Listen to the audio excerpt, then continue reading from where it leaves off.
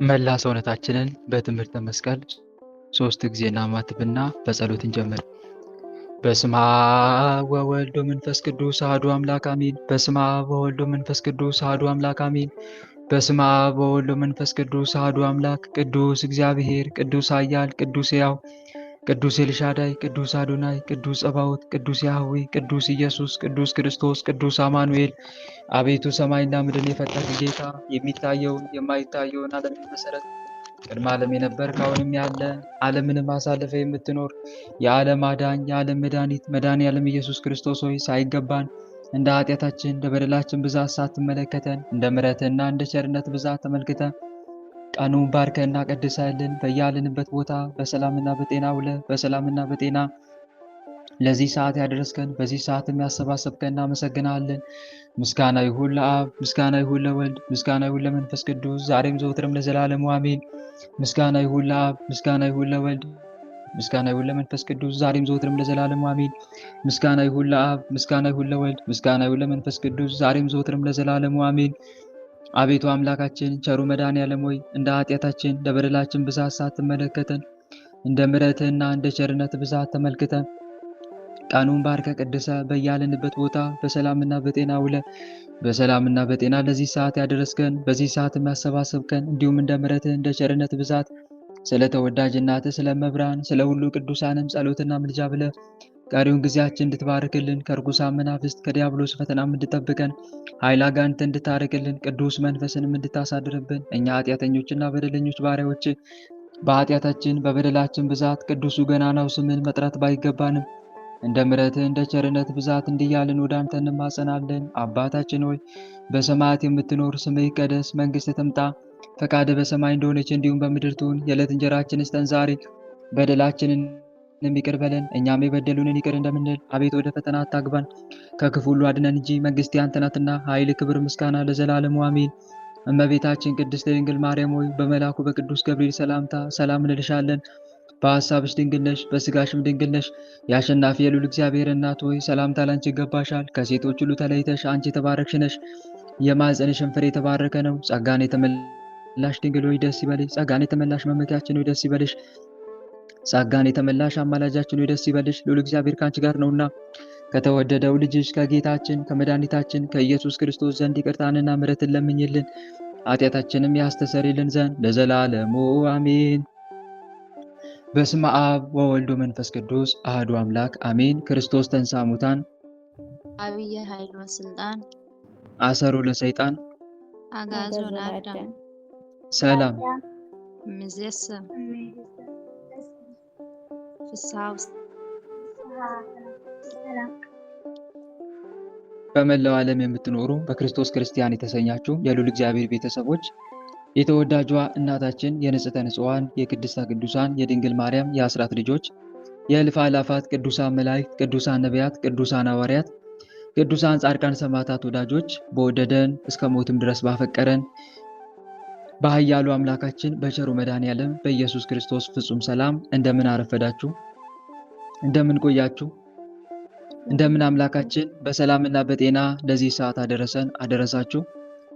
አሜን። እግዚአብሔር ይመስገን ብለን ቅዱሱ ገናናው ስሙን ጠርተን እንድናመሰግነው የፈቀደልን ቸሩ አምላካችን የዓለማት ፈጣሪ የቀራንዮ ንጉሥ መድኃኔዓለም ኢየሱስ ክርስቶስ አልፋና ኦሜጋ ቅድመ ዓለም የነበረ አሁንም ያለ ዓለምንም አሳልፎ የሚኖር የድንግል ማርያም ልጅ ቸሩ አምላካችን ኢየሱስ ክርስቶስ ቅዱሱ ገናናው ስሙ ከባሕርይ አባቱ ከአብ ስም ከባሕርይ ሕይወቱ ከመንፈስ ቅዱስም ጋር በእልፍ አእላፋት ቅዱሳን መላእክት በጻድቃን ሰማዕታት እርሱ በፈጠረው ፍጥረታት አንደበት ሁሉ ከአጽናፍ እስከ አጽናፍ ለዘላለም የተመሰገነ ይሁን አሜን። ሁላችንም እጅግ አድርገን የምንወዳት የምናከብራት የምንገዛላት የልባችን ብርሃን የመንገዳችን ፋና የሕይወታችን ተስፋ እማምላክ ወላዲተ አምላክ ወለላይቱ ቅድስት ድንግል ማርያም ስሟ ከአጽናፍ እስከ አጽናፍ ለዘላለም የተመሰገነ ይሁን አሜን።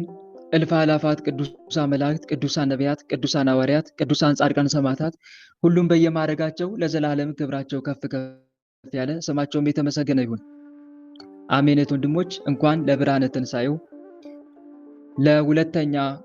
ለሶስተኛ ቀን ለቶማስ ለዕለተ ማክሰኞ እንደዚሁም በዛሬቱ ቀን በወራዊም ሆነ በዓመታዊ ታስበው ለዋሉ ቅዱሳን ለጻድቁ አባታችን ለአቡነ አረጋዊ እንዲሁም ለአቡነ ገብረ ክርስቶስ መራዊ በሰላምና በጤና አደረሰን አደረሳችሁ።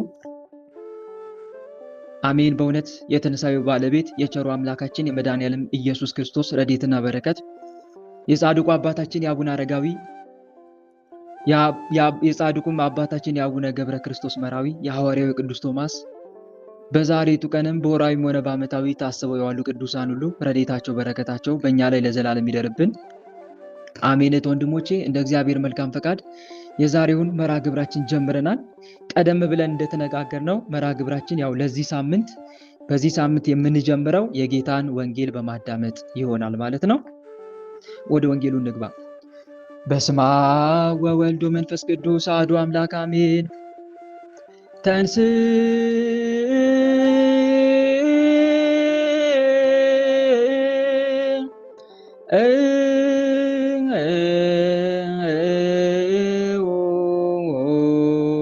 ለጸሎት እግዚኦ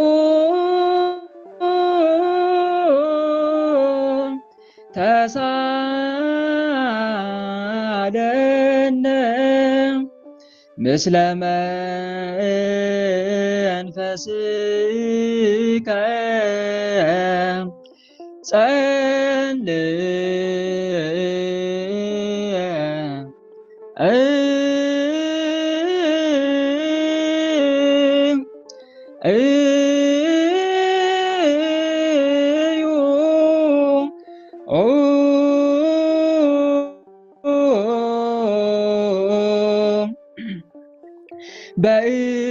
በእንተ ወንጌል ቅዱስ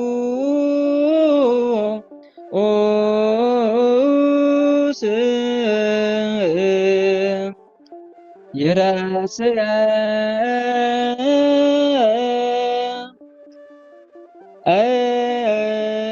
እነድ ለዋነ ለሰሚዐ ወንጌል ቅዱስ ዛቲ ዕለት እንተ ገብረ እግዚአብሔር ንትፈሳህ ወንታሰይ ባቲ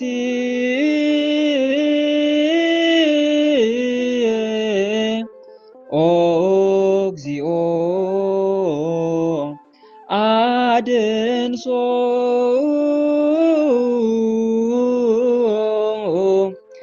ይህች ዕለት እግዚአብሔር ሥራውን የሠራባት ናት። በእርሷም ፈጽሞ ደስ ይበለን። አቤቱ አድነን፣ አቤቱ ጎዳናችንን አቅና። ጌታ እግዚአብሔር ተገለጠልን። ዛቲ ዕለት እንተ ገብረ እግዚአብሔር ንትፈሳህ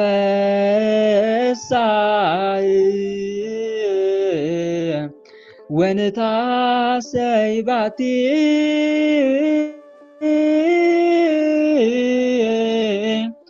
ኦ እግዚኦ አድንሶ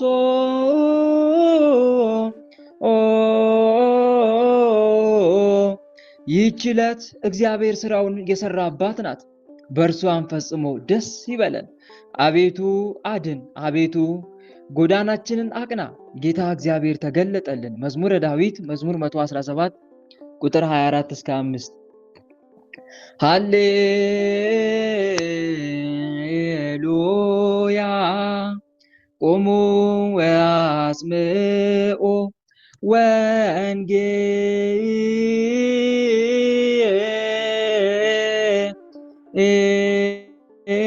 ወንጌለ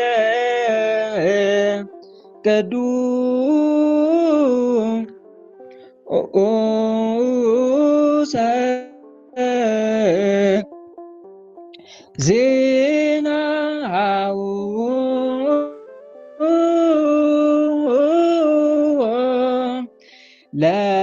ለእግዚአብሔር እግዚእነ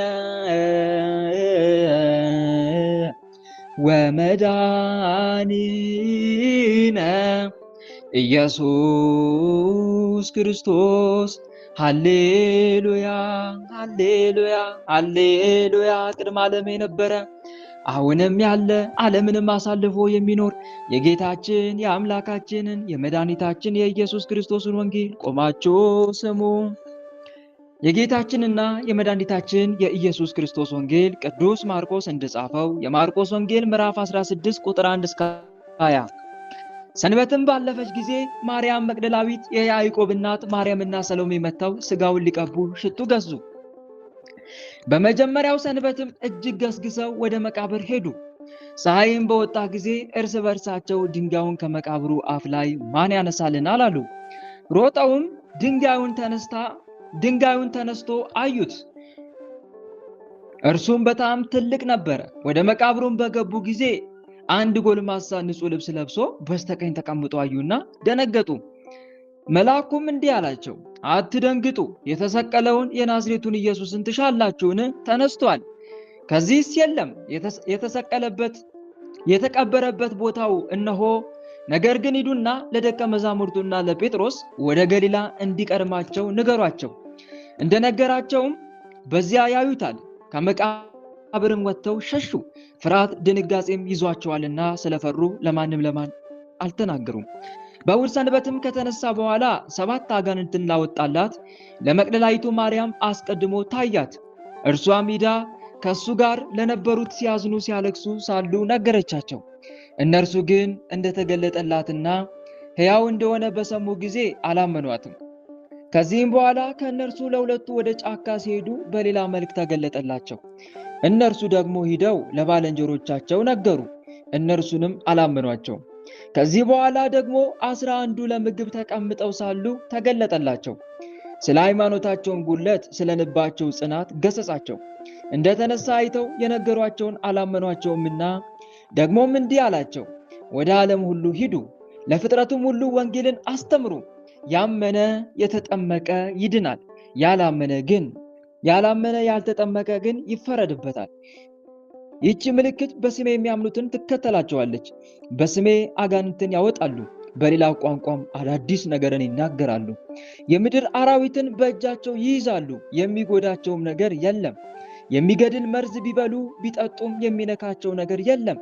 በድውያን ላይ እጃቸውን ይጭናሉ፣ ይዳስሳሉ፣ ድውያኑም ይፈወሳሉ። ጌታ ኢየሱስም ከነገራቸው በኋላ ወደ ሰማይ አረገ፣ በአባቱም በእግዚአብሔር ቀኝ ተቀመጠ።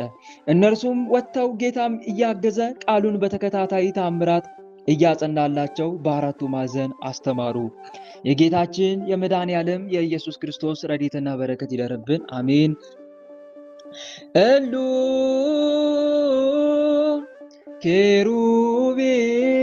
ኬሩቤል ወሱራፌል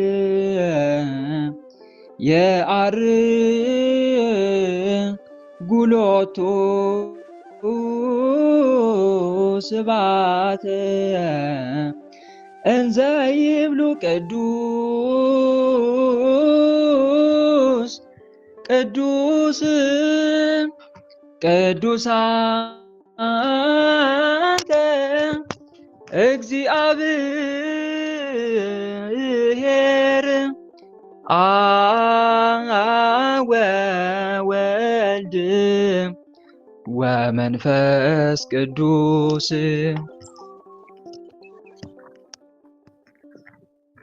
ኪሩቤልና ሱራፌል ቅዱስ ቅዱስ ቅዱስ እያሉ የሚያመሰግኑት እነዚህ ኪሩቤልና ሱራፌልን ምስጋና ያቀርቡለታል። አብ ወልድ መንፈስ ቅዱስ ቅዱስ ቅዱስ ቅዱስ አንተ እግዚአብሔር ነህ እያሉ አዋጅ አዋጅ አዋጅ ጌታችን ተነስቷል፣ ዲያብሎስ ለዘላለም አፍሮ ተመልሷል፣ ሞት ተሽሯል። እልል በሉ። ማይካችሁን ክፈቱና ሁላችሁም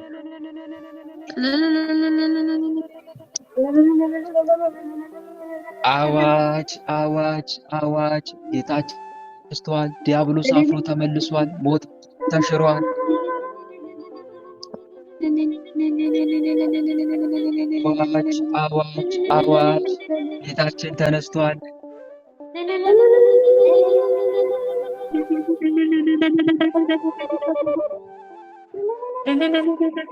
ምድርኒ ትከብር ፋሲካ ወምድርኒ ትከብር ፋሲካ ተአጽባ በደመ ክርስቶስ ተአጽባ በደመ ክርስቶስ ወምድርኒ ትከብር ፋሲካ ወምድርኒ ትከብር ፋሲካ ተአጽባ በደመ ክርስቶስ ተአጽባ በደመ ክርስቶስ ወምድርኒ ትገብር ፋሲካ ወምድርኒ ትገብር ፋሲካ ተአጽባ በደመ ክርስቶስ ተአጽባ በደመ ክርስቶስ ተአጽባ በደመ ክርስቶስ ተአጽባ በደመ ክርስቶስ ምድር ጸዳች ሐሴት አረገች ምድር ጸዳች በክርስቶስ ደም ስለታጠበች በክርስቶስ ደም ስለታጠበች በክርስቶስ ደም ስለታጠበች በክርስቶስ ደም ስለታጠበች ምድር ጸዳች ሐሴት አረገች ምድር ጸዳች ሐሴት አረገች በክርስቶስ ደም ስለታጠበች በክርስቶስ ደም ስለታጠበች በክርስቶስ ደም ስለታጠበች በክርስቶስ ደም ስለታጠበች ምድር ጸዳች ሐሴት አረገች ምድር ጸዳች ሐሴት አረገች በክርስቶስ ደም ስለታጠበች በክርስቶስ ደም ስለታጠበች ትንሣኤከ ለእለ አመነ ትንሣኤከ ለእለ አመነ ብርሃነ ከፈኑ ዲቤነ ብርሃነ ከፈኑ ዲቤነ ብርሃነ ከፈኑ ዲቤነ ብርሃነ ከፈኑ ዲቤነ ትንሣኤከ ለእለ አመነ ትንሣኤከ ለእለ አመነ ብርሃነ ከፈኑ ዲቤነ ብርሃነ ከፈኑ ዲቤነ ብርሃነ ከፈኑ ዲቤነ ብርሃነ ከፈኑ ዲቤነ ትንሣኤከ ለእለ አመነ ትንሣኤከ ለእለ አመነ ብርሃነ ከፈኑ ዲቤነ ብርሃነ ከፈኑ ዲቤነ ብርሃነ ከፈኑ ዲቤነ ብርሃነ ከፈኑ ዲቤነ ትንሣኤ ለምናምን ለእኛ ትንሣኤ ለምናምን ለእኛ ብርሃን ላክልን ወደኛ ብርሃን ላክልን ወደኛ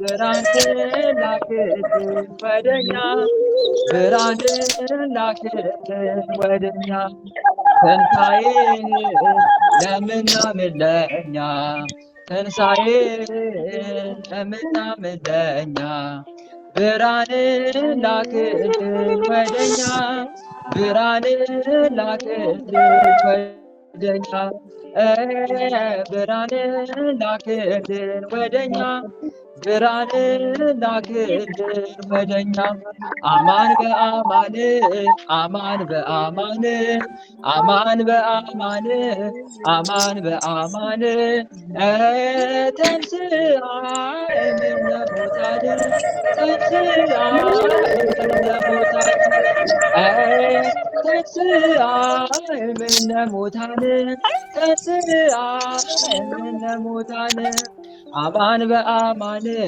አማን በአማን አማን በአማን አማን በአማን ተንሥአ እምነ ሙታን ተንሥአ እምነ ሙታን ተንሥአ እምነ ሙታን ተንሥአ እምነ ሙታን እውነት በእውነት እውነት በእውነት እውነት በእውነት እውነት በእውነት ተነስቷል ያለ መድኃኒት ተነስቷል ያለ መድኃኒት ተነስቷል ያለ መድኃኒት ተነስቷል ያለ መድኃኒት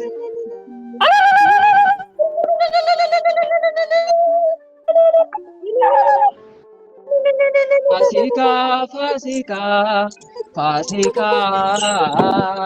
ፋሲካ ፋሲካ ተስካረ ትንሣኤው ለመድኃኒነ ተስካረ ትንሣኤው ተስካረ ትንሣኤው ለመድኃኒነ ተስካረ ትንሣኤው ለመድኃኒነ ፋሲካ ፋሲካ ፋሲካ ፋሲካ ፋሲካ ፋሲካ ተስካረ ትንሣኤው ለመድኃኒነ ተስካረ ትንሣኤው ተስካረ ትንሣኤው ለመድኃኒነ ተስካረ ትንሣኤው ፋሲካ ፋሲካ ፋሲካ ፋሲካ ፋሲካ ፋሲካ ተስካረ ትንሣኤው ለመድኃኒነ ተስካረ ትንሣኤው ተስካረ ትንሣኤው ለመድኃኒነ ተስካረ ትንሣኤው ዓመት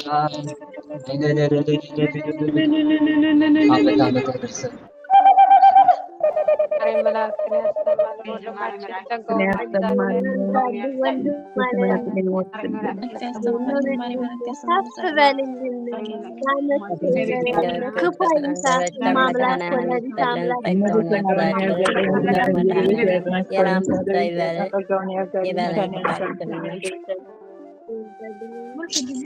ኑርልን ክበርልን እማምላክ ወላዲተ አምላክ ትጠብቅ ክፉ አይንካህ ጥላትህን ከእግር ስር ትጣልልህ ወልደ አማኑኤል ከዚህ በላይ አብበህ አፍርተህ እንድናይ መድኃኔዓለም እሱ አይለይህ እንደው የልብህ መሻት እስቲ ይሙላልህ ወንድም አለ ኑርልን ጸጋውን ይብዛልህ አሜን አሜን አመሰግናለሁ እናንተንም ኑሩ እግዚአብሔር አምላክ ያክብራችሁ የስሙ ቀዳሽ የመንግስቱ ወራሽ ለሞላቃችሁ አሜን እሺ አሁን ማይካችሁን ዝጉና ስንክሳርን ጀምር የሚያዝያ 15 ስንክሳር ወደ ስንክሳሩ እንግባ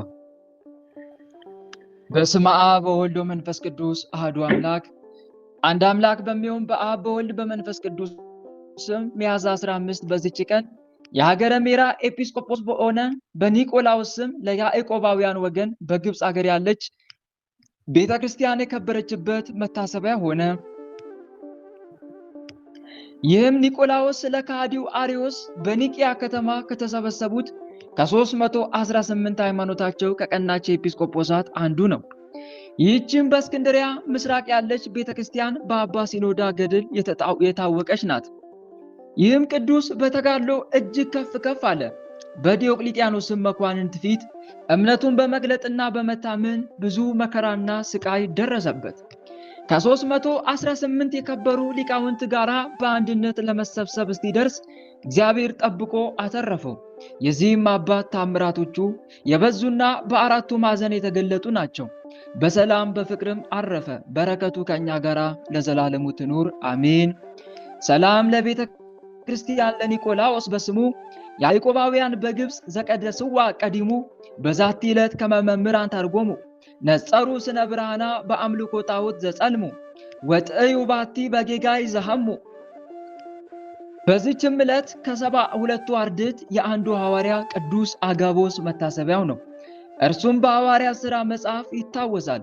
በሐዋርያው በቅዱስ ጳውሎስ ትንቢት እንደተናገረ ሁለተኛም በቀላውዲዮስ ቄሳር ዘመን ታላቅ ረሃብ እንደሚመጣ ተናግሮ ትንቢቱም ተፈጽሞ ረሃብ ቸነፈር መጥቶ ብዙዎችን ሕዝቦችን አጠፋቸው። እነሆ ከገድሉ የቀረውን የካቲት 4 ቀን ጽፈናል። በጸሎቱ የምትገኝ በረከቱ ከኛ ጋራ ለዘላለሙ ትኑር አሜን። ሰላም ለአጋቦስ በማይሰረ እግር ወእድ ለጳውሎስ ይቤ ያስርዎ አይሁድ ዝንቱ ነቢይ እምአርድእተ ክርስቶስ ዋሂድ ከመተነበየ በወራ ቀላውዲዮስ አብድ ረሃብ ኮነ ወመጻ ብድብድ። በዚህች ዕለት የመጥምቁ የቅዱስ ዮሐንስ ነፍሱ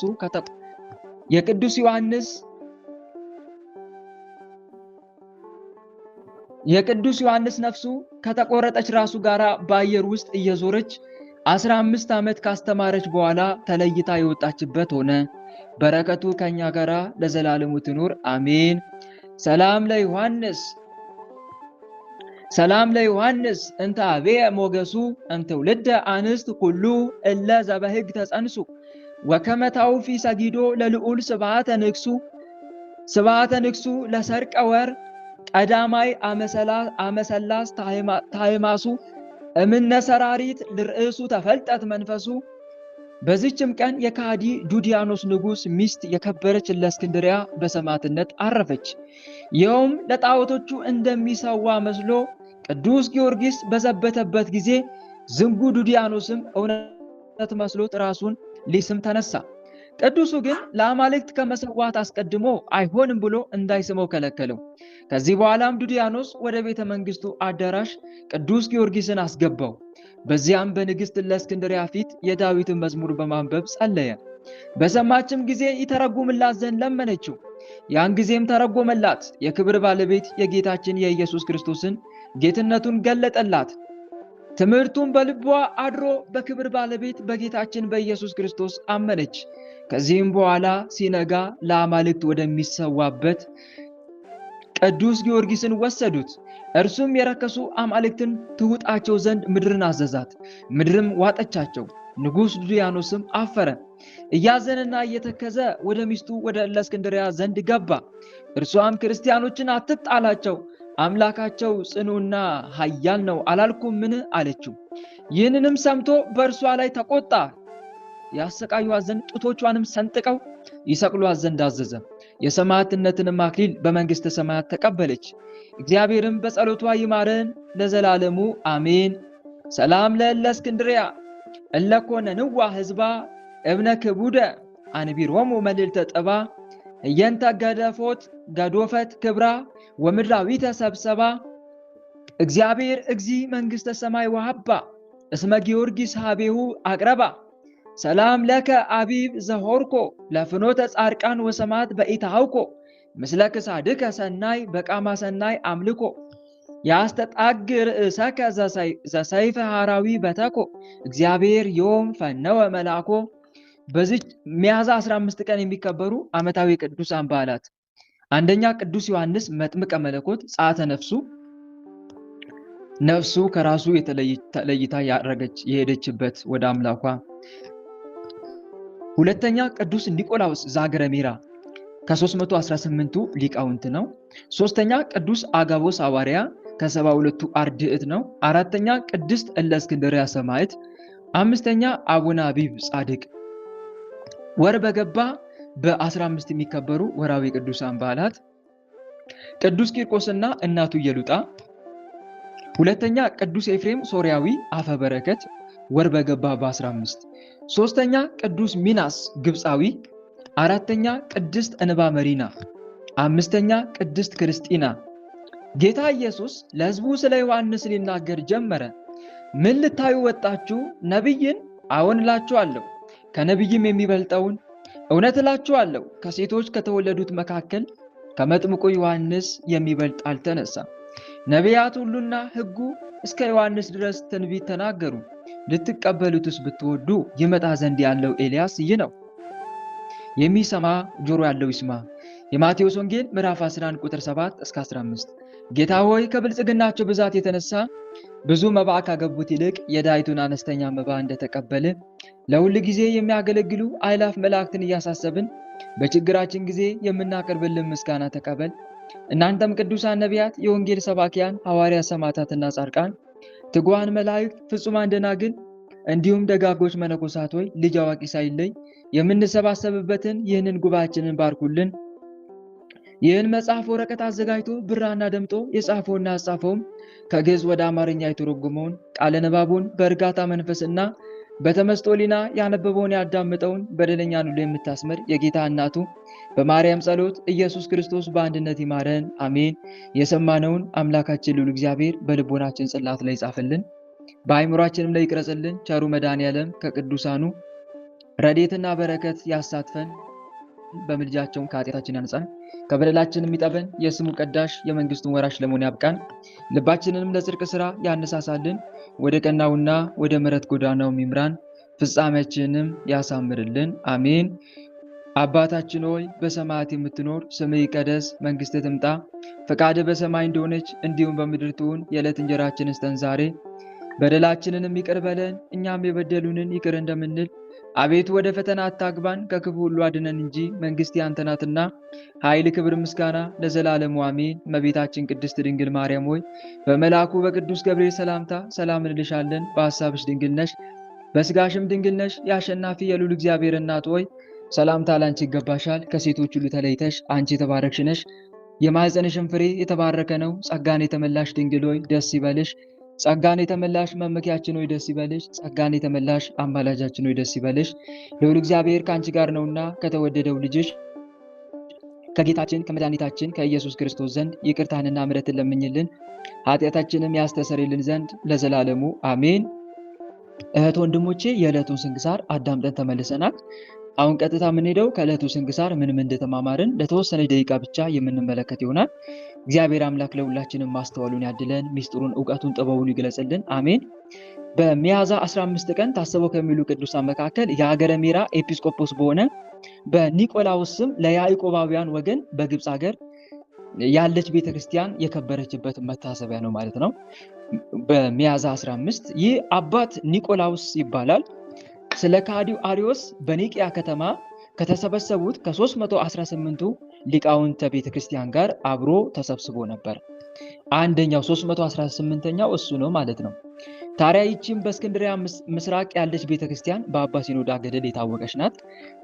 ይህ ቅዱስ በተጋድሎ እጅግ ከፍ ከፍ አለ። በዲዮቅልጥያኖስ መኳንንት ፊት እምነቱን በመግለጥ በመታመን ብዙ መከራ ስቃይ ደርሶበታል። ከዛ እግዚአብሔር አምላክ ከ318 ሊቃውንት ጋር እንዲሰበሰብ አጭቶት ጠብቆት ነበረ፣ በሰማዕትነት ከመገደል ወይም ከመሞት ማለት ነው። ከዛ ተርፎ በጉባኤ ኒቅያ ተካሄደ። በማን ሰብሳቢነት? በንጉሱ ቆስጠንጢኖስ ሰብሳቢነት በቅዱስ አትናቴዎስ ሊቀመንበርነት የተደረገ ጉባኤ ነበረ በ325 ዓመተ ምህረት ማለት ነው። ያንን ጉባኤ ተሳትፈዋል ማለት ነው። ለዚህ ቅዱስ ቤተክርስቲያን ሰርተውለታል። እዚህ ጋር እህት ወንድሞቼ የምንማረው ትምህርት ምንድን ነው? አንደኛ ሁሉም ነገር የሚከናወነው እንደ እግዚአብሔር ፈቃድ እንደሆነ እንማራለን። ተመልከቱ፣ ይሄ አባት ለሰማዕትነት ውስጥ ገብቶት ነበር። ባጭሩ ታስሮ ነበረ፣ ያሰቃዩት ነበረ እነ ንጉስ ዲዮቅልጥያኖስ። ነገር ግን በሰማዕትነት አላለፈም ህይወቱ፣ ጠብቆት ነበረ። ለምን? በሚመጣው ዘመን ወይም በ325 ዓመተ ምህረት በኒቅያ ጉባኤ አርዮስን ስለማውገዝ እንደሚሰበሰብ ስለሚያውቅ ማለት ነውና እዚህ ጋር ወንድሞች ነገር ሁሉ የሚደረገው እንደ እግዚአብሔር ፈቃድ እንጂ እንደኛ ፍላጎት አይደለም። ነገሩን ሁሉ በጊዜ ውብ አድርጎ ሰራው ተብሎ እንደተጻፈው መጽሐፈ መክብብ ላይ ሁሉም የሚሆነው በእግዚአብሔር ፈቃድ ነው። ስለዚህ በሚሆነው ነገር አናማር። ሁሉ በእርሱ ሆነ፣ ከሆነም አንዳች እንኳን ያለ እርሱ አልሆነም እንዳለ ማለት ነው። እና እህት ወንድሞቼ በሚሆነው ነገር ሁሉ አናማር። ይልቁንም ጌታዬ ብትፈቅድስ የሆነ ምን ጠይቀው ነገር እንኳን ካለ እግዚአብሔርን ጌታዬ ብትፈቅድስ ይሄ ነገር ቢደረግልኝ ያንተ ፈቃድ ከሆነ ፈቃድ ካልሆነ ግን ያ ነገር ይቅር እያልን ነው በጸሎት ፈጣሪያችንን አንድ ነገር ከፈለግን ማሳሰብ ያለብን እንጂ ይሄ ነገር ካልተደረገ ሞቼ እገኛለሁ፣ ይሄ ነገር መሆን አለበት ወይም ደግሞ ነገርየው ካለፈ በኋላ ለምን አልተደረገም እያሉ መቆጨት፣ ለምን አልተደረገም እያሉ በጣም በቃ ስሜታዊ መሆን፣ ሁሌ እያዘኑ መኖር፣ ይሄ ጥሩ አይደለም። ሐዋርያው ቅዱስ ጳውሎስ ያለውን ቃል ማሰብ አለብን። በኋላ ያለውን እየረሳው በፊት ያለውን ለመያዝ እዘረጋለሁ። ፊልጵስዩስ መልእክት ምዕራፍ 3 ቁጥር 13 ላይ። ስለዚህ ሁሉም እንደ እግዚአብሔር መልካም ፍቃድ ነውና የሚሆነው የሆነ በጎ ነገር። ይሄን ግን እያልኳችሁ ያለው ስለ ኃጢአት አይደለም፣ ስለ ኃጢአት ሳይሆን እያልኩ ያለሁት የሆነ ነገር በጎ ነገር ማድረግ አስባችሁ ያ ነገር ሳይደረግ ወይ ሳይሳካ ቢቀር ማማረር የለባችሁም። ለምን ይሄ ሳይደረግ ቀረ እያላችሁ እንትን ውስጥ መግባት የለባችሁም፣ ስሜት ውስጥ ማለት ነውና ጌታዬ እንደ ፈቃድ እያለን ለእግዚአብሔር አሳልፈን ሰጥተን አሁንም ለሚመጣው ደግሞ ጌታዬ ፈቃድ ከሆነ ይሄ ነገር ቢደረግ፣ ፈቃድ ካልሆነ ደግሞ ያንተ ፈቃድ ይሁን አምላኬ። እኔ ስለራሴ ከማውቀው በላይ አንተ ስለራሴ የምታውቀው ይሻላል። አንተ ስለራሴ ታውቃለህ። የሆነ ትላንትና ጽፌላችሁ ነበር ደስ የምትል ጥቅስ የአባ መቃርስ መንፈሳዊ ፊልም ስመለከት ያሰማዋት። ምን የምትል ነበረች? እስቲ ንገሩኝ። ምን የሚል ነበረ? እየፈለጋችሁ ባልሆነ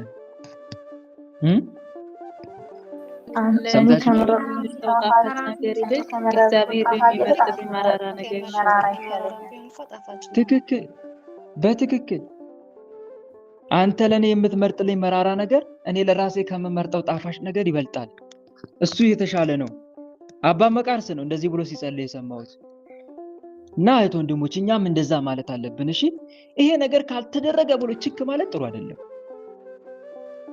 ይሄ በነገራችን ላይ በነገሮች ሁሉ ችክ የሚል ሰው ወይም ደግሞ የግትርነት ባህሪ የሚያሳይ ሰው የእግዚአብሔርን ፈቃድ ያልተረዳና የአጋንንትን ውጊያ አላወቀ። ቢያውቅም በእግዚአብሔር ፈቃድ ለመኖርና አጋንንትን ለመቃወም ራሱን ያላዘጋጀ ሰው ምልክት ነው። ራሱን ያላዘጋጀ ሰው ምልክት ነው። እና እህት ወንድሞቼ በነገሮች ላይ ችክ አትበሉ። እሺ የሆነ ነገር ካደረገ ጌታ ወይ እንደ ፈቃድ ይሁን። በቃ ነገራችሁ ሁሉ ከመድኃኒዓለም ጋር የተያዘ ይሁን። ያ ነገር ሊደረግ ሲል ጌታዬ ፈቃድ ከሆነ ይሄን ነገር አድርግልኝ፣ ያንተ ፈቃድ ከሆነ ታደርግልኝ ዘንድ በመወዳት እናት በድንግል ማርያም ስም እማጸናሃለሁ። በምትወዱት ቅዱስ ስም ተማጸኑት። ስለ ሰማዕቱ ቅዱስ ጊዮርጊስ ብለን፣ ስለ መጥምቀ መለኮት ቅዱስ ዮሐንስ ብለን እንደዚህ ብላችሁ ተማጸኑት። ያ ነገር ከተደረገ እሰየው መልካም ጥሩ፣ ካልተደረገስ ጌታዬ እንደ ፈቃድ፣ ጌታዬ አምላኬ እንደ ፈቃድ። እኔ ስለራሴ ከማውቀው በላይ አንተ ስለኔ ታውቃለህ። እኔ ለራሴ ከምመርጠው ጣፋጭ ነገር አንተ ለኔ የምትመርጥልኝ መራራ ነገር የተሻለ ነው። እንደዚህ ማለት መቻል አለብን። እና እዚህ ጋር ለምን ያ ነገር እንደተደረገ አናውቅማ። ለምን ያ ነገር እንደተደረገ አናውቅም። በኋላ ነው ይገባል። ከተደረገ በኋላ መጨረሻ ላይ እንኳንም አልተደረገ ጌታዬ ለካ ለዚህ ነው እንዴ ያልተደረገልኝ፣ ተመስገን የኔ አምላክ፣ ለካ ለዚህ አስበልኝ ነበረ እንላለን መጨረሻ ላይ ማለት ነው። ተረዳችሁኝ አይደለ? ስለዚህ አናማር። ይሄ ነገር ለምን ይደረግ ብለን ችክ ማለት የለብንም። እና አንድ ትምህርት የምንማረው ይሄ ነው። እልከኝነት በጣም መጥፎ ነው። እልከኝነት ስላችሁ ግን ለጾም ለጸሎት ለስግደት የምናደርገውን እልከኝነት ሳይሆን ይሄ ለዓለማዊ ነገሮች እንዲፈጸሙልን ያ ነገር ካልተደረገ ብሎ ያዙ ይልቀቁኝ ማለት ያ ጥሩ እንዳልሆነ ነው። ሁለተኛው ከዚህ ቅዱስ ታሪክ የምንማረው ወንድሞች ምንድነው? ይሄ ቅዱስ ለዚህ ቅዱስ የሚገባውን ክብር ሰጥተውታል። በዘመኑ የነበሩ ምዕመናን ቤተክርስቲያን አንጸውለታል። እሱ ካረፈ በኋላ ማለት ነው። ቤተክርስቲያን ቅዱሳኖችን ከምታከብረው አንደኛ ገድላቸውን ትጽፋለች። ገድላቸውንና ቃል ኪዳናቸው ለነሱ የተገባላቸውን ቃል ኪዳን ጽፋ ምዕመናን እንዲያነቡት እያነበቡ እየሰሙ አንደኛ የነሱን አሰረ ፍኖት እንዲከተሉ፣ ሁለተኛ ደግሞ ከነሱ ቡራኬ እንዲያገኙ ታደርጋለች። ልዑል እግዚአብሔር በትንቢተ ኢሳይያስ ምዕራፍ 56 ቁጥር 4 እስከ 8 ላይ እግዚአብሔር ሰንበታቴን ስለሚጠብቁ ቃል ኪዳኔን ስለሚይዙ ደስ የሚያሰኝንም ነገር ስለሚመርጡ ጃንደረቦች በቤቴና በቅጥሬ ውስጥ መታሰቢያን ስም እሰጣቸዋለሁ፣ ለዘላለም የማይጠፋም ስም እሰጣቸዋለሁ የሚል ቃል አለ። በቤቴና በቅጥሬ ውስጥ ቤተክርስቲያኑ የፈጣሪ የልዑል እግዚአብሔር ነው። ግን የሚሰየመው በማን ስም ሊሆን ይችላል? በቅዱሳን ስም ሊሆን ይችላል። ሐዋርያው ቅዱስ ጳውሎስ ለሁሉም የሚገባውን አስረክቡ፣ ግብር ለሚገባው ግብርን፣ ቀረጥ ለሚገባው ቀረጥን፣ መፈራት ለሚገባው መፈራትን፣ ክብር ለሚገባው ክብርን ስጡ እንዳለው ለቅዱሳን ክብር መስጠት ይገባል ማለት ነው። እግዚአብሔር ያከበራቸውን ማክበር እግዚአብሔርን ማክበር ነውና እና አንድ የምንማረው ትምህርት ይሄ ነው። ክብር ለሚገባው ክብር መስጠት እንዳለብን ነው። እናም ለዚህ ቅዱስ ቤተክርስቲያን አንጸውለት ነበር ይገባዋልና። ግን ቤተክርስቲያን አንጸው ሲባል ስያሜው ምናልባት በቅዱስ ኒቆላዎስ ስም ሊሆን ይችላል። ቤተክርስቲያን ይኩን የማን ነው? የፈጣሪ የልዑል እግዚአብሔር ነው። የሚቆረሰው ስጋ የሚፈሰው ደም የማን ነው? በቤተክርስቲያን ውስጥ የኒቆላዎስ ነው እንዴ? አይደለም። የቸሩ መድኃኔዓለም የመድኃኔዓለም የኢየሱስ ክርስቶስ እንጂ። እና አንዱ የምንማረው ትምህርት ይሄ ነው። ቤተክርስቲያንም ከዛ አንጻር ነው። ቤተክርስቲያን አንጻ በቅዱሳን ስም ትሰይማለች። ቅዱሳን ቤተክርስቲያን የክርስቶስ ማደሪያው እንደሆነች ሁሉ ቅዱሳንም የክርስቶስ ማደሪያዎች ናቸውና የክርስቶስ ማደሪያዎች ናቸው። እግዚአብሔር በቅዱሳኑ ላይ ድንቅ ነው ብሎ ዳዊት የተናገረው ለዛ ነው። መዝሙረ ዳዊት ላይ እግዚአብሔር በቅዱሳኑ ላይ ድንቅ ነው፣ መዝሙር 65 ቁጥር 35 ላይ እና እግዚአብሔር በቅዱሳኑ ላይ አድሮባቸው ስለሚያደር እና አንድ የምንማረው ትምህርት ይሄ ነው። ሐዋርያው ቅዱስ ጳውሎስ የእግዚአብሔር ቤተ መቅደስ ናችሁ ብሎ እንደተናገረው ማለት ነው። በእውነት ከቅዱስ ኒቆላዎስ ረድኤትና በረከት ቸሩ መድኃኔዓለም ያሳትፈን፣ አሜን። ሌላው በዛሬቱ ቀን በሚያዝያ 15 ቀን በነገው ቀን ታስበው ከሚሉ ቅዱሳን መካከል ቅዱስ አጋቦስ ከ72ቱ አርድእት አንዱ የሆነው ታላቁ ሐዋርያ ቅዱስ አጋቦስ፣ እሱም ልክ እንደዚሁ መታሰቢያው ነው። ይህም ቅዱስ በሐዋርያ ሥራ መጽሐፍ ይታወሳል። በሐዋርያው ቅዱስ ጳውሎስ ትንቢትም እንደተናገረ የሐዋርያ ሥራ መጽሐፍ ላይ ተጽፏል። ምዕራፍ 21 ላይ የሐዋርያ ሥራ ምዕራፍ 21 ላይ ቅዱስ ጳውሎስ ወንጌልን በሌላ ቦታ አስተምሮ በአንጾኪያ፣ በሶሪያ፣ በተለያየ በቀጰዶቅያ፣ በጵንፊልያ በተለያዩ ከተሞች እየዞረ ካስተማረ በኋላ ወደ ኢየሩሳሌም ሀገር ሊሄድ ሲል ይሄኛው ቅዱስ አጋቦስ ትንቢት ተናግሮለት ነበር ለቅዱስ ጳውሎስ። ቅዱስ ጳውሎስን ኢየሩሳሌም ከሄደ አይሁዳውያን እንደዚህ አድርገው ያስሩታል እያለ በራሱ ላይ እያሳየ ትንቢት ተናግሮ ነበረ። ቅዱስ ጳውሎስ ግን ከመሄድ ወደ ኋላ አላለም። ራሱን አዘጋጀ። እስከ ሞት ድረስ የታመንኩ ነኝ ብሎ ሄዷል። ያም ደግሞ ትንቢቱ ተፈጸመ። ቅዱስ ጳውሎስ ልክ እዛ ሄደው ኢየሩሳሌም ሀገር እንደሄደ ጠብቀውት አስረውት የሀገር ዱላ ነው የተረባረቡበት በማላይ በቅዱስ ጳውሎስ ላይ። ሀገረ ገዡ መጥቶ ነው ያስጣለው። ማንን? ቅዱስ ጳውሎስን። ቅዱስ ጳውሎስ መጥቶ በአገላግ ማነው ሀገረ ገዡ መጥቶ ባስጥለው ኖሮ ቅዱስ ጳውሎስን ይገሉት ነበረ። የሌለ ድብደባ ነበረ የሚደበድቡት። ማንን? ቅዱስ ጳውሎስን። ከዛ በኋላ ሀገረ ገዡ መጥቶ አስጣለ። መጨረሻ ላይ አይሁዳውያን ተማማሉ ቅዱስ ጳውሎስን ለመግደል። ከዛ አንድ ሕፃን ልጅ መጥቶ ቅዱስ ጳውሎስን ሊገሉት ነው ንጉሥ ሆይ ብለው ለንጉሱ ነገረው፣ ለሀገረ ገዡ። ሀገረ ገዡ ደግሞ በሌሊት በመርከብ አስጭኖ ወደ ሮም ሀገር ሰደደው ማለት ነው ቅዱስ ጳውሎስን። ከዛ ቅዱስ ጳውሎስ ቀሪውን ጊዜ እንዳለ በሙሉ የታሳለፈ ሮም ሀገር እያስተማረ አሳለፈ ቅዱስ ጳውሎስ ማለት ነው። እና ይሄንን ትንቢት የተናገረው ማን ነው? ቅዱስ አጋቦስ ሐዋርያ። እና ከዚህ ምን እንማራለን ከተባለ መንፈስ ቅዱስ አንድ ነው፣ ግን ስጦታው ልዩ ልዩ ነው። ለአንዱ ታምር ማድረግን ይሰጣል፣ ለአንዱ ትንቢት መናገርን፣ ለአንዱ መናፍስትን መለየትን። ቅዱስ ጳውሎስ እንደተናገረው አንደኛ ቆሮንቶስ ምዕራፍ 12 ቁጥር 4 እስከ 1 ላይ ምን ይላል? እስከ 11 ላይ ምን ይላል? የጸጋ ስጦታም ልዩ ልዩ ነው፣ መንፈስ ግን አንድ ነው። አገልግሎትም ልዩ ልዩ ነው፣ ጌታም ግን አንድ ነው። አሰራርም ልዩ ልዩ ነው፣ ሁሉም በሁሉ የሚያደርግ እግዚአብሔር ግን አንድ ነው ተብሎ እንደተጻፈው ማለት ነው። ለአንዱ ታምራት ማድረግን ይሰጠዋል፣ ለአንዱ ትንቢት መናገርን፣ ለአንዱ መናፍስት መለየትን። ይህን ሁሉ ግን ያ አንዱ መንፈስ እንደሚፈቅድ ለእያንዳንዱ ለየብቻው ያካፈል ያደርጋል ይላል። ስለዚህ ለቅዱስ አጋቦስ ከተሰጡት ሀብታት መካከል አንዱ ምንድነው? ንገሩኝ። ምንድነው አንዱ? ሀብተ ትንቢት ነው ማለት ነው። እና አጋቦስ ሀብተ ትንቢት ያለው ታላቅ ቅዱስ ነው። እንደዚሁም ደግሞ ረሃብ እንደሚመጣም በቀላውዲዮስ ቄሳር ዘመን ታላቅ ረሃብ እንደሚመጣም ተናግሮ ነበረ። ትንቢቱም ተፈጸመ። ረሃብ ቸነፈር መጥቶ ብዙዎች ህዝቦችን አጠፋቸው። በነገራችን ላይ ለምንድን ነው ሀብተ ትንቢት የሚሰጠው? ነው ለቅዱሳን ሰዎች አስቀድመው ንስሐ እንዲገቡ ነው፣ ራሳቸው ለጽድቅ ስራ እንዲያዘጋጁ ነው። ሌላ ነገር አይደለም። ምንም ነገር እንዲያደርጉ አይደለም። ንስሐ አልገባ ንስሐ እንዲገባ ስጋው ደሙን ተቀብሎ ራሱን አዘጋጅቶ እንዲጠብቅ ነው። ከዚህ ውጪ ግን ትንቢት ሌላ እንትን የለውም። እና ዋናው ይሄ ነው። ታዲያ ለቅዱስ አጋቦስ ሀብተ ትንቢት ተሰጥቶት ነበረ። በእውነት የቅዱስ አጋቦስ ረድኤትና በረከት በእኛ ላይ ይደርብን፣ አሜን። ስለዚህ ሚያዝያ 15 እሱም ይታሰባል ማለት ነው። ሌላው ቅድስት እለእስክንድርያ ሰማዕት፣ እሷም በሰማዕትነት ያረፈችበት ዕለት ነው። እቺ ቅድስት የማን ሚስት ነበረች? የማን ሚስት ነበረች? እንተሳሩ ላይ ቅድም ይሰማል። የዲዮቅሊጥያኖስ። በትክክል ቃሉት ያሰማልን። የዲዮቅሊጥያኖስ ሚስት ነበረች እና እሱን አግብታ ትኖር ነበረ። እሱ ክርስቲያኖች ላይ የሌለ ጭፍጨፋ ሲያካሄድ እሷ በጣም ከድሮም ጀምራ ግራ ትጋባ ነበረ። ለምንድን ነው ይህን ያክል የሚከፋባቸው? ክርስቲያኖች ላይ ለምንድን ነው? ምን አደረጋቸው? እያለች ራሷን ትጠይቅ ነበረ።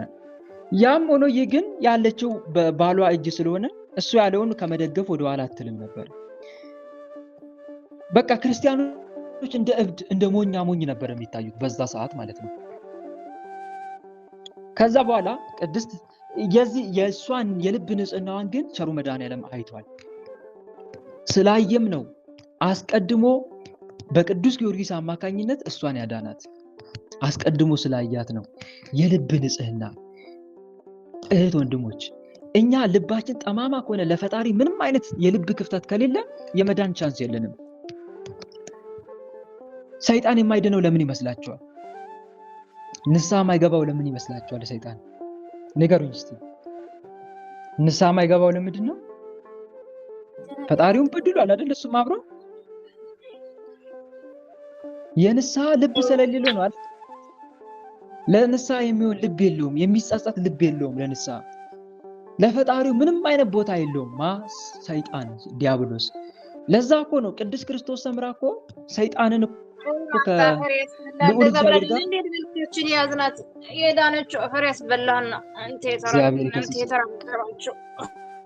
እግዚአብሔር ይገስጽን። ለዛ እኮ ነው ቅዱስ ክርስቶስ ሰምራ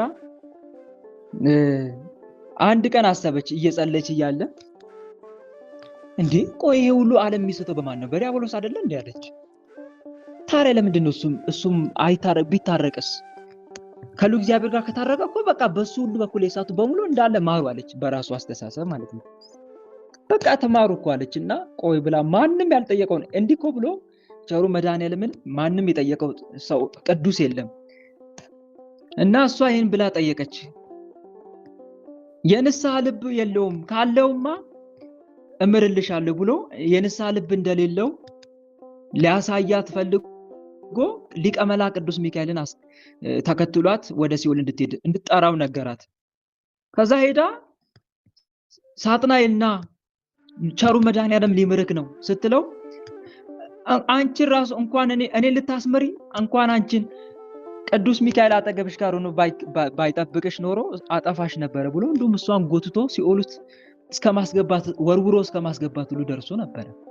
እና የንስሐ ልብ የለውም ለማለት ፈልጌ ነው። ምንም ለንስሐ የሚጸጸት ልብ የለውም።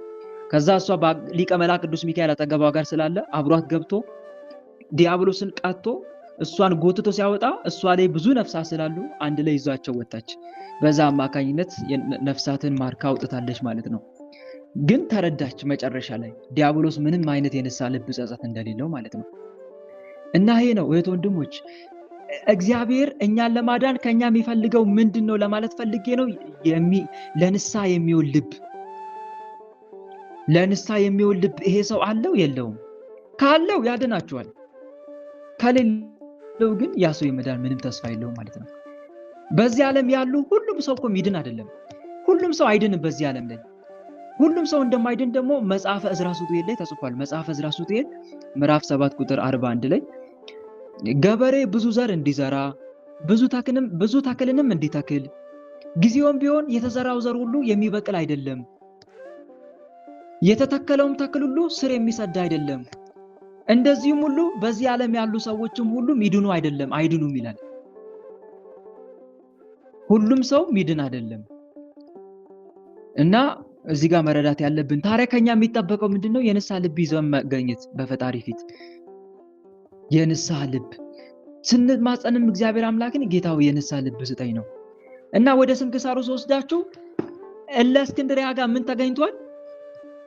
ምን አግኝቷል ፈጣሪ? የንስሐ ልብ አግኝቷል ማለት ነው። ለዛ ነው ዲዮቅልጥያኖስ ግን የለውም። ተመልከቱ፣ ዲዮቅልጥያኖስ ቅንጣት የምታል የንስሐ ልብ የለውም። ቅንጣት የምታል የንስሐ ልብ የለውም። በነገራችን ላይ ዲያብሎስ 100% ሲዋረስ ሰዎችን የንስሐ ልብ ነው የሚያሳጣቸው። ለምሳሌ ኢሉሚናቲዎች አሉ አይደል? ኢሉሚናቲ አሁን ሙሉ ለሙሉ ዲያብሎስን የተዋረሱ በግልጽ ዲያብሎስ እግዚአብሔርን የካዱ ናቸው። በግልጽ አሁን እነኚህ ሰዎች ኃጢያቱ ጽድቅ መስሎ ነው የሚታያቸው። አሁን የሆነ ኃጢያት ሲሰሩ ብታዋቸው፣ የሆነ ግፍ ሲፈጽሙ ብታዋቸው፣ ለምንድነው እንደዚህ የምታረጉ ስትሏቸው እንዴ ማድረግ ስላለብኝ ነው አይኑ የሚሏቸው። ይሄ መደረግ ስላለበት ነው የሚሏቸው። በቃ ጽድቅ መስሎ ነው የሚታያቸው። አሁን ለምሳሌ ለኛ ምግብ መብላት ምንድነው? ኖርማል ነው አይደለም? ምግብ መብላት ኖርማል ነው። ልክ ለነሱም ኃጢያት እንደዛ ሆኖ ይታያቸዋል ማለት ነው። ይሄ የማን መንፈስ ቅዱስ ሲርቅ ነው። በነገራችን ላይ መንፈስ ቅዱስ ሲርቀን እኮ ወንድሞች ኃጢያት ስንሰራ አንጸጸትም። ኃጢያት ስራ ምንም ኃጢያቱ ጽድቅ መስሎ ነው የሚታየን። ዲያብሎስ ሰዎችን 100% ሲዋረስ ማለት ነው። ታዲያ መቼ ግን ዲያብሎስ እንዴት ሰዎችን ሊዋረስ? በተለይ ከሃይማኖት ወጥተው ፍጹም ክደት ውስጥ ያሉ ሰዎች 100% ሲዋረስ የንስሐ ልብ ያሳጣቸዋል፣ ይዘጋል። ታዲያ እነኚህ ሰዎች ምን አይነት ባህሪ ሊታይባቸው ይችላል ከተባለ የእግዚአብሔርን ሕልውና የእግዚአብሔርን ስጦታ ይክዳሉ፣ የማዳን ስራውን ይክዳሉ። ኃጢአትና በደል ጽድቅ መስሎ ይታያቸዋል። ከሰብአዊነት ወጥተው ፍጹም ሰይጣናዊ ባህሪን ማሳየት ይጀምራሉ። እነኚህ ሰዎች ሰይጣናዊ ባህሪን ማንጸባረቅ ይጀምራሉ። ይሄ ዲያብሎስ ሰዎችን 100% ሲዋረስ እንዲህ አይነት ምልክቶችን ልናይ እንችላለን። እና ዲዮቅልጥያኖስ ማለት እንደዛ ነው ባጭሩ። ምንም የነሳ የሚገርም ታምር እኮ ያየ ነበረ። ቅዱሳንን ባሰቃየ ቁጥር ለማመን የሚከብድ ታምር ያይ ነበረ። ቅዱሳንን ሲገድላቸው እንደገና ተመለሰው ሲነሱ በደማቸው እውር ሲበራ እያየ ምንም፣ ምክንያቱም ልቡ ተዘግቷል። በቃ 100% ዘግቶታል ዲያብሎስ። የንስሐ ልብ አሳጥቶታል። ዲዮቅልጥያኖስ ብቻ ሳይሆን መክስሚያኖስም ጭምር ሁለቱም ዲዮቅልጥያኖስም መክስሚያኖስም ማለት ነው። እለእስክንድርያ ግን እንደ ዲዮቅልጥያኖስ አይደለችም። እሷ ጋር የንስሐ ልብ አለ፣ የሚያገናዝብ አይምሮ ጭንቅላት አላት። ለምንድን ነው ክርስቲያኖች እንደሚሰቃዩ ከሌላ ተለይተው ለምን እንደ እንስሳ ይገደላሉ ይታረዳሉ ትል ነበር። ይሄንን ንጹህ ልቧን መድኃኔዓለም ስላየ ቅዱስ ጊዮርጊስን በምክንያት አድርጎ አዳናት። ቅዱስ ጊዮርጊስ ማነው? ዲዮቅልጥያኖስ ለአማልክቶቼ ለአጶሎንና ለአርጤምስ ብትሰግድ እኔ አንተን በክብር ላይ ክብር ጨምሬ የመንግስቴ እኩሌታን እሰጥሃለሁ፣ ሁለተኛ ንጉስ አረጋለሁ ብሎ ቃል ገብቶለት ነበር። ቅዱስ ጊዮርጊስ ሊዘብትበት እሺ ችግር የለውም ሲለው በቃ ነገ ትሰግዳለህ፣ አሁን ከሚስቴ ቤት እደር ብሎ የሚስቱ ቤት አስገባው። ዲዮቅልጥያኖስ ማንን? ቅዱስ ጊዮርጊስን። ማንጋ? እለእስክንድርያ ጋር። ከዛ አዋጅ ያስነግራል። አዋጅ ኑ ስሙ፣ ጊዮርጊስ ክርስቶስን ክዶ ለጣዖት ሊሰዋልኝ ነው፣ ለአጶሎና ለአርጤምስ ለኃያላኑ አማልክቶቼ ሊሰግድ ነው፣ ኑ ተሰብሰቡ። የዚህን ሰዓት ቅዱስ ጊዮርጊስ ወደ ንግስቲቱ ቤት ገባ። ሲገባ ግን ምን እያደረገ ነበረ? መዝሙረ ዳዊት ይጸልያል ሌሊቱ። እግዚአብሔር ብርሃኔና መድኃኒቴ ነው፣ የሚያስፈራኝ ማን ነው? እግዚአብሔር የሕይወቴ መታመኛዋ ነው፣ የሚያስደነግጠኝ ማን ነው? ክፉዎች አስጨናቂዎቼ ጠላቶቼ ስጋዬን ይበሉ ዘንድ በቀረቡ ጊዜ እነርሱ ተሰናከሉና ወደቁ። እንዲህ እያለ ይጸልያል። ቅዱስ ጊዮርጊስ። ይሄ ነገር መሰጣት ተመሰጠች። እለእስክንድርያ እንዴ ጊዮርጊስ ምን ያልክ ነው አለችው። የምትናገረው ቃል ይጥማል እኮ። ምንድነው እየጸለይክ? ምን ብለህ እየጸለይክ ነው ያለው? እንዲህ ብዬ እየጸለይኩ ነው። መዝሙረ ዳዊት ነገራት። አምላክ እግዚአብሔር ማን ነው እስቲ ንገረኝ፣ እስቲ ስለአንተ አምላክ ማወቅ ፈልጋለሁ ብላ በዛው ጥያቄ ውስጥ ገባች። በደንብ አድርጎ አስተማራት። በመልካም ምክር ሰልፍ አድርግ ብሎ መጽሐፍ እንደሚናገረው መጽሐፈ ምሳሌ በመልካም ምክር ሰልፍ አድርግ ይላል መጽሐፈ ምሳሌ ምዕራፍ 20 ቁጥር 19 አካባቢ ላይ በመልካም ምክር ሰልፍ አድርግ ምዕራፍ 20 ቁጥር 18 ከዛ መከራት አሳመናት መጨረሻ ላይ ክርስቲያኑ ነች። እዚህ ጋር አንድ ትምህርት አንማር አናልፍም። ምንድነው ካላችሁኝ አስቡት። ቅዱስ ጊዮርጊስ መደበኛ ጸሎቱን ነው እየጸለየ ያለው። መዝሙረ ዳዊት ሁሌም ይጸልያል። ሲጸልይ በሱ ጸሎት ተማረከችና ስለሱ ሃይማኖት ማወቅ ፈለገች። እዚህ ጋር አንድ ጥያቄ የምጠይቃችሁ እህት ወንድሞች አላችሁ። እንግዳ እናንተ ቤት ከመጣ ማትጸልዩ ሰዎች አላችሁ የላችሁም? ንገሩኝ እስቲ። አላችሁ የላችሁም? እንግዳ እናንተ ቤት ከመጣ ሰው ሊጠይቃችሁ ከመጣ ወይም ደግሞ እናንተ ሰው ቤት ካደራችሁ ጸሎቱን ሳትጸልዩ ሰው ቤት ነኝ ያለሁት እንግዳ መጥቶብኛል ብላችሁ የምታልፉበት ጊዜ አለ የለም? ንገሩኝ እስቲ። አለ ወንድም አለ። ይሄ ትክክል አይደለም ወንድሞች። አለ ወንድሞች እኔ አልደግፍም። ለምንም ቢሆን ምንም ምክንያት የፈለገ እንግዳ ቢመጣ እመኑኝ ወንድሞች ጸሎታችሁን አታቋርጡ። ከቻለ አብሯችሁ ይጸልይ ሰው ከቻለ አብሯችሁ ይጸልይ፣ ካልቻለስ ይተዋ ይጠብቃችሁ። ከመድኃኒዓለም አይበልጥም፣ ከልዑል እግዚአብሔር አይበልጥም። ጸሎት መጸለይ ደግሞ ግዴታ ነው። ማንም ፍጥረት አምላኩን ማመስገን ግዴታ አለበት። ብዙዎቻችን የምንፈራው ከንቱ ውዳሴ ይሆንብኛል ብለን ነው። አጅሬም ይሄ ነገር ይመቸዋል። በነገራችን ላይ እንደዚህ ስንሸሽለት ይመቻል። አሃ ዛሬ እንግዳ ስላመጣውባት ጸሎቷን አስታጎለችልኝ፣ ቆይ ግድ የለም ይልና ነገ ደግሞ ሌላ ሰው ያመጣብሻል። ነገ ደግሞ የሰው ቤት ሄደ ውዳሴ ኮንታ አይሆንም። እዚህ ጋር መረዳት ያለብን ነገር አለ። ውዳሴ ከንቱ የሚሆነው መቼ ነው? ወደዛ ለመጣላችሁ ነው። ብዙዎቻችን ስላልተረዳ ነው ውዳሴ ከንቱ ማለት ምን ማለት እንደሆነ። እና አጅሬ ምን ያደርጋል መሰላችሁ? ይሄ ነገር ከተቀበላችሁት ወይም ደግሞ ሰው ሲመጣ ካየ እናንተ ጸሎታችሁን እርግፍ አድርጋችሁ ትታችሁ ያቺ ሌሊት ያለ ጸሎት ካደራችሁ ካወቀ አሃ ለካ ሰው ሳመጣባት እንደዚህ ጸሎቷን ትተውልኛለች እርግፍ አድርጋ ትተዋለች ማለት ነው። ቆይልና ነገም ከሰው ጋር እንድትውል ያደርግሻል። ከነገ ወዲያም ከሰው ጋር እንድትውል ያደርጋል። ግራ እስኪገባ ድረስ እንደዚህ ብለህ እስክታስብ እንዴ መጸለይ እኮ አልቻልኩም ብለህ ለራስህ ግራ እስክትጋባ ድረስ መጸለይ እኮ አልቻልኩም፣ በቃ ያው ሰሞኑን እንግዳ በእንግዳ ሆኛለሁ ተይዣለሁ። አንድ እህቴ አስታውሳለሁ እንደዚህ አድርጓት አጅሬ አለ እኮ ታስሯል እኮ ታስሮ እና እየበረታችበት ስትመጣ በጸሎት ምን እንዳደረገ ታውቃላችሁ? ዘመዶቿን ወገኖቿን አመጣና በቃ እየጸለች ነው እላታለሁ። ወይ እርግፍ አድርጌት ይቻላል ባይገርም ካለች ያው እንግዳ መጥቶ ከዛሬ ነገር ይሄዱልኛል ብዬ ስጠብቅ ምንም ይሄዱልኝ አይደለም አለች። ከዛ እንደምንም ብላ ሸኘች። አሁንም ሌላ ሰው መጣ።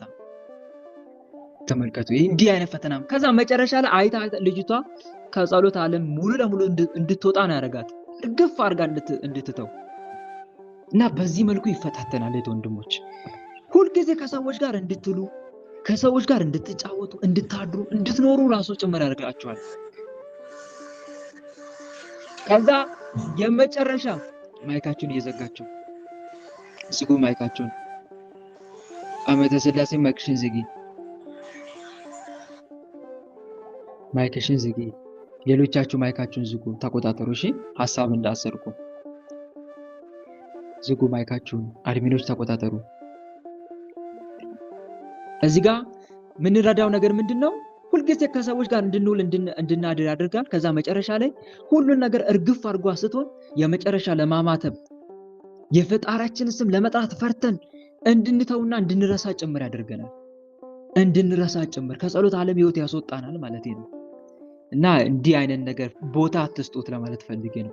ከንቱ ውዳሴ የሚሆነው መቼ ነው? ሰው እኮ ከንቱ ውዳሴ የሚሆንበት ሰው እንዲያየኝ ብሎ የሚያደርገው ተግባር ነው። አስቡት። ሰው ምን እንዲለኝ ንገሩኝ እስቲ። ሰው እንዲያየኝ በትክክል። አሁን ለምሳሌ እኔ ጸሎተኛ ለመባል ብዬ ጸሎተኛ እንድባል ብዬ ሆን ብዬ አቅጄ ማለት ነው ከልቤ ጋር ተማክሬ አንድ ሰው እንዲወደኝ ወይም ደግሞ እኔን ጸሎተኛ አድርጎ እንዲስለኝ ፈልጌ ጸልዬ ማላቀውን ያችን ቀን ሰዓት ጠብቄ ከጸለይኩኝ ከዛ ያ ሰውዬ እውነት አይ ልጅ ጸሎተኛ ካለ ለወረት ነው ያደረኩት ማለት ነው። ምንም ጥቅም አላገኝበትም ማለት ነው። ነገር ግን መጸለይ ስላለብኝ በዛ ሰዓት አስለምጃለሁ እንበል ያንን ጸሎት። ያ ጸሎቴን ግን ሰዓቴን ጠብቄ ከጸለይኩ ምኑ ላይ ነው ከንቱ ውዳሴ የሚሆንብኝ? ምኑ ላይ ነው ከንቱ ውዳሴ የሚሆንብኝ? በአጭሩ ከንቱ ውዳሴ ማለት በሰው ፊት መልካም ስራ መስራት ሳይሆን ሆን ተብሎ ከሰው ውዳሴ ለማግኘት ተብሎ ወይም በሰው ሕሊና ለመቀረጽ ተብሎ የሚደረግ ተግባር ነው ከንቱ ውዳሴ ማለት። አሁን ተረዳችሁኝ እህት ወንድሞች? ተረዳችሁኝ አይደል? እና ከንቱ ውዳሴ ማለት ያ ነው እህት ወንድሞች። ዲያብሎስ ግን የሆነ ነገር መልካም ስራ ልትሰሩ ስትሉ ምን ይላችኋል መሰላችሁ? ይመጣና በጆሮአችሁ ከንቱ ውዳሴ ሆነብሻል፣ አታርጊ።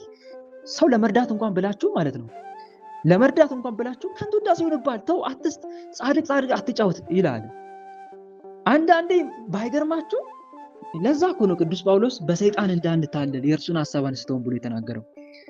በሰይጣን እንዳንታለል የእርሱን ሐሳብ አንስተው ሁለተኛ ቆሮንቶስ ምዕራፍ 2 ቁጥር 11 ላይ ዲያብሎስ አንዳንድ ጊዜ መንፈሳውያን ሰዎችን አይናፋር በማድረግና በይሉንታ በመያዝ ስህተት መሆኑን ቢረዱትም እንኳን ለእውነት ከመቆም ይልቅ የብዙሃኑን ዝንባሌ ብዙዎች እንዲከተሉ ይገፋፋል። ለምሳሌ አንድ ሴት ሱሪ በሚያደርጉ ብዙ ሴቶች ጓደኞቿ መካከል ቀሚስ በመልበሷ ሊያሳፍራት ይችላል። ቀሚስ በመልበሷ ጸጉሯን በመሸፈኗ ሊያሳፍራት ይችላል። ኩል ባለመቀባቷ፣ ቅንድቧን ባለመቀንደቧ፣ ጆሮ ጌጥ ባለማድረጓ ሊያሳፍራት ይችላል። በመንፈሳዊነት ታዋቂ እንዳትሆኝ ተነጥለሽ ቀሚስ አትልበሽ ይላታል። ተነጥለሽ ቀሚስ አትልበሽ፣ ጻድቅ አጫውትሽ። ምንድነው አንቺ? ይሄ እኮ ግብዝነት ነው። እነሱን እንደ ኃጢአተኛ ማስቆጠር አሁን ተገቢ ነው ሊልሽም ይችላል። በህሊናሽ መጥቶ እንደዛ ብሎ ሊልሽም ይችላል። አሁን እነሱን እንደ ኃጢአተኛ ለማስቆጠርሽ ነው አንቺ ቀሚስ ለብሰሽ ጸጉርሽን ተሸፋፍነሽ እምቢ ካልሽው ደግሞ በእነሱ አንደበት ላይ ሆኖ ሊሰርብሽም ይችላል። ምንድነው እንደ አሮጊት እዚህ እየተጎተቱ ሊልሽም ይችላል። በአንደበታቸው ላይ ተቀምጦ ማለት ነው።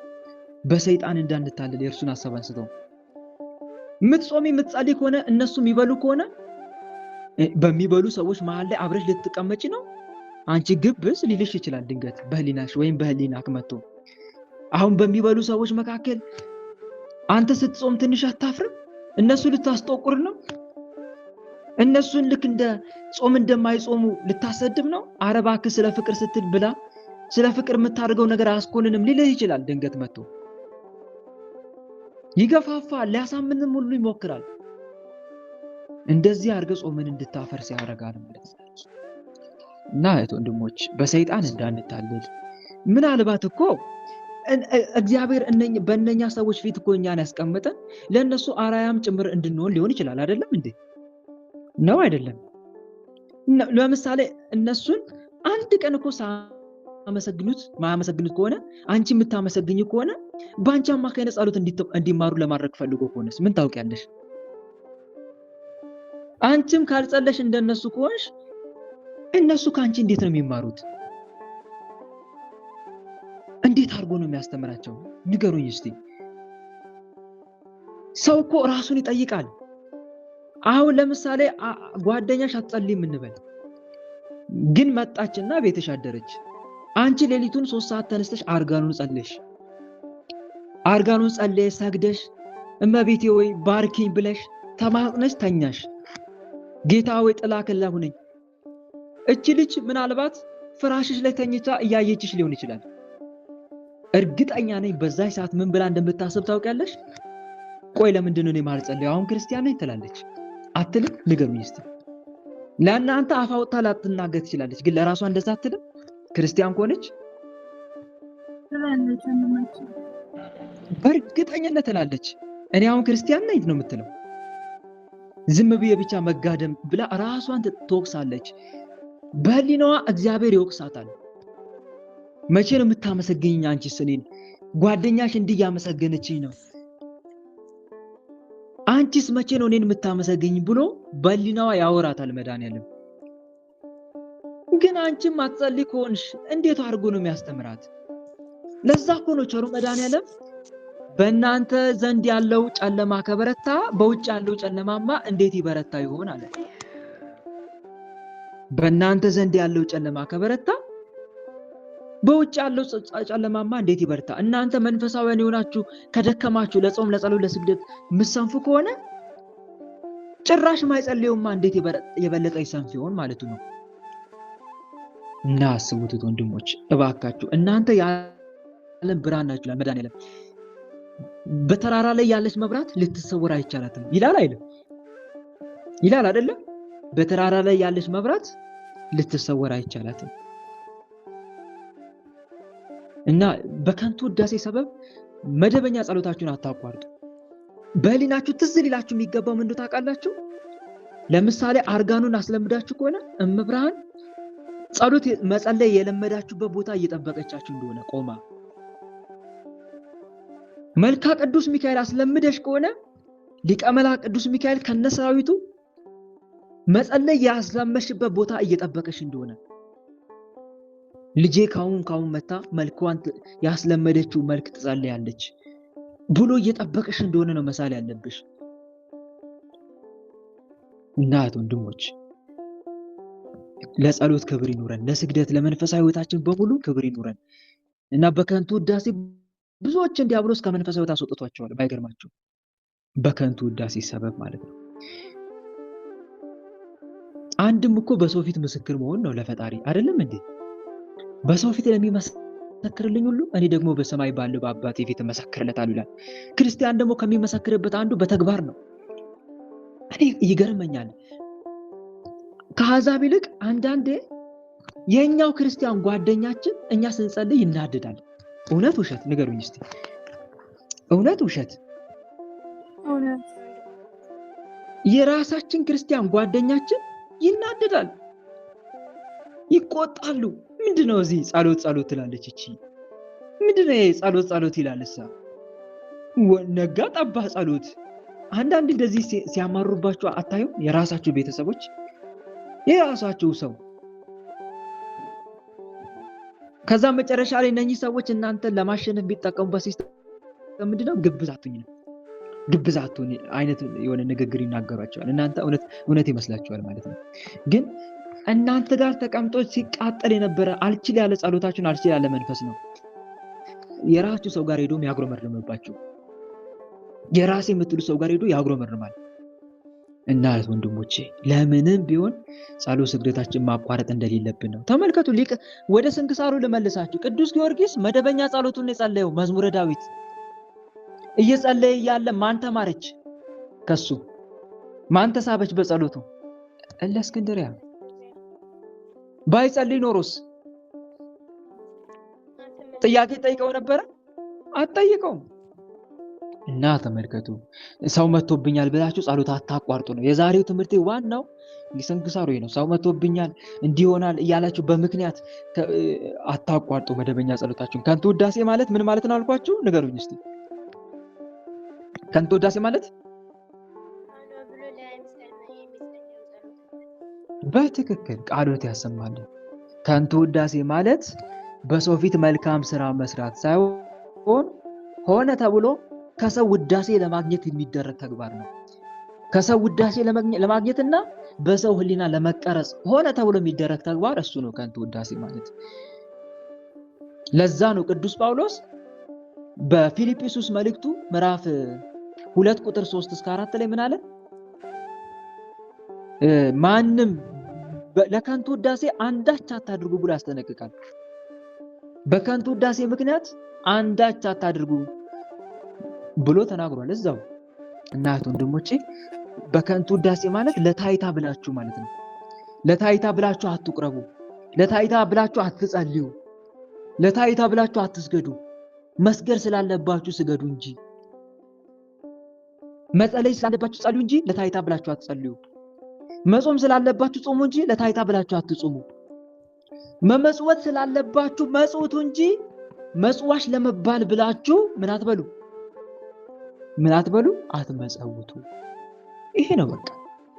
እና ትምህርት እንደወሰዳችሁ ተስፋ አደርጋለሁ። ታዲያ በቅዱስ ጊዮርጊስ ተመሰጠች፣ ተማረከችና አስተማራት። መጨረሻ ላይ ሰማዕትነት ሆነች። ዲዮቅልጥያኖስ በጣም አሰቃይቷት ነበር። በጣም ጡቷ ላይ ሁሉ ድንጋይ ያስቀምጥ ነበር፣ ከባባድ ድንጋይ። ጊዮርጊስ ሆይ አልቻልኩም ትለው ነበረ። እለእስክንድርያ እያየች ወደሱ ዞር ብላ ታገሺ፣ በርቺ፣ በለሱን የጠበቀ ፍሬዋን ይበላል፣ ጌታውን የሚጠብቅ ይከብራል ይላልና መጽሐፍ ቅዱስ። በርቺ፣ ታገሺ፣ በትዕግስታችሁ ነፍሳችሁን ታድናላችሁና